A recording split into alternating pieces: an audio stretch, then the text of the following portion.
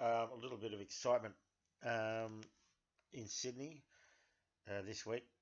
Blockade Australia, climate activists trying to create a few disturbances in order to get the politicians to do something about the climate. I'm not sure what they can do. You should watch Michael Moore produced Planet of the Humans.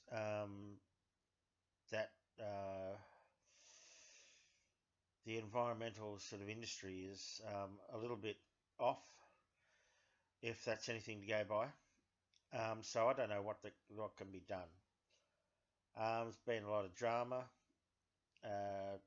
The cops were stalking them, these activists, and up to some funny business. This is in a Tom Tanuki video, and you can watch that. The cops were a bit buffoonish. They don't know what they're doing, really. They've been harassing these people a lot. Happened in Parramatta once. So these hippie sort of greenie types were getting harassed by the cops. I don't know what I was doing there. I was right next to them. I can't remember what was going on. It was near the Parramatta Town Hall, and I think I sort of was tempted to get into a thing with the cops. I don't really want to. I don't want a thing that'd be a drama that'd be on the front page of the news, but news headlines. So what I don't understand is there was quite a funny incident with a scrawny hippie hippie girl sort of got a huge lock and locked herself to put it around her neck, and hooked herself up to the steering wheel. That's funny. That's that's that's genuinely funny. And a lot of the normies have stirred up the Liberal Party. Talkback radio, AM radio wackos, the Pauline Hanson types are wound up about that. The Liberal Party voters. But the thing I want to talk about is, how protests are good again. For, Tanuki and Cameron Wilson, he was giving advice in I think it's Crikey, about how to avoid the cops. The best way to protest and without, getting the cops being surveilled by the digital panopticon. But hang on, 11 people died yesterday with COVID, and it was 40 the day before. That was a few additions to that from the analysis they went through and found some 26 more. So it was 14 for the day. And about 10 people dying a day, probably a bit more sometimes. 10 or 15 people dying a day here in Sydney, New South Wales. But it's not a crisis. It's protesting, getting out and protesting with lots of people dying from COVID supposedly is no big deal now. They're not fussed by it, but the anti-lockdown protests were a big deal when no one was dying. Almost of fewer people were dying.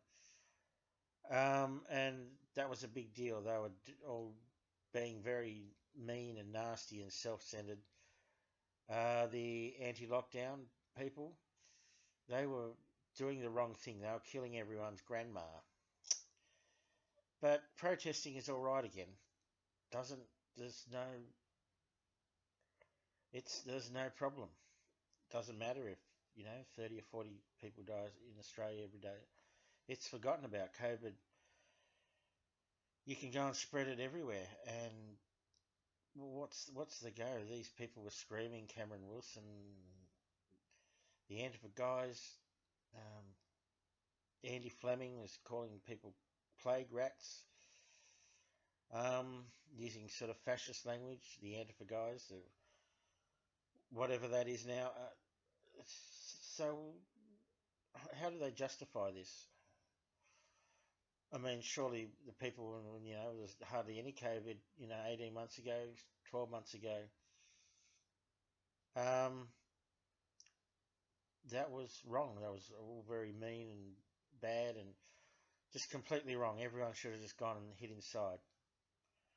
But, you know, 30, 40, 20, 30, 40 people die COVID every day. No one cares. You can get out and protest now.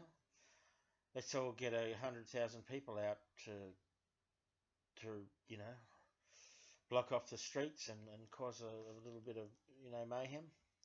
Doesn't hurt, but it's just there's both sides of the same coin. Avi Yemeni and Tom Tanuki. I've got to say he's probably one of the more moderate ones, Tom. But they're the both sides of the same. You can get out and protest for things that they approve of. You know, Avi Yemeni didn't like the lockdown, the Blockade Australia protest. He was complaining about that, and we know what he's nobody. Don't take any notice of this guy. I've never been interested in what they say. I've seen a couple of their videos, but I don't trust any of these people. The enemy, Israel Levant, some of those people. I think Latham was involved in Rebel News, wasn't he? I can't remember. So you wouldn't trust him. I don't trust Yemeni, and I'm not interested in him. And Tanuki and the Antifa guys, they've just decided protesting's okay. COVID just doesn't matter anymore. So it's approved for them. They've lost interest in COVID. And you can protest now when you couldn't protest basic freedoms being usurped before. So they're both sides of the same coin, I think. It's just everyone's got no idea. There's no principles. They get into their little camps, their little Antifa camps and their libertarian camps, the rebel news people, and they it's just campism. You get into your little camp, and you know what your guys do are good, and what the other guys do, outsiders, the in-group out-group.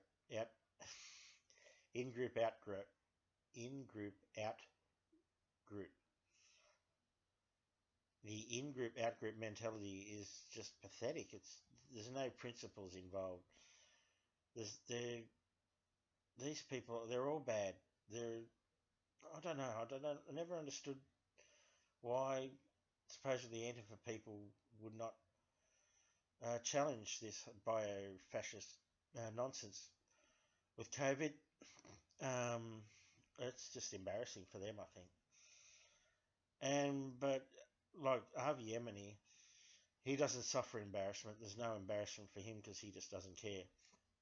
He's got his chopping board and his little sort of grift going, and he doesn't care. He doesn't care about principles. But you'd think the Antifa guys, who are the supposed good guys, the self-described good guys, the heroes of the day, you'd think that they might just reflect a little bit, and whether they're on the same side as Ray Hadley, all these shock jocks.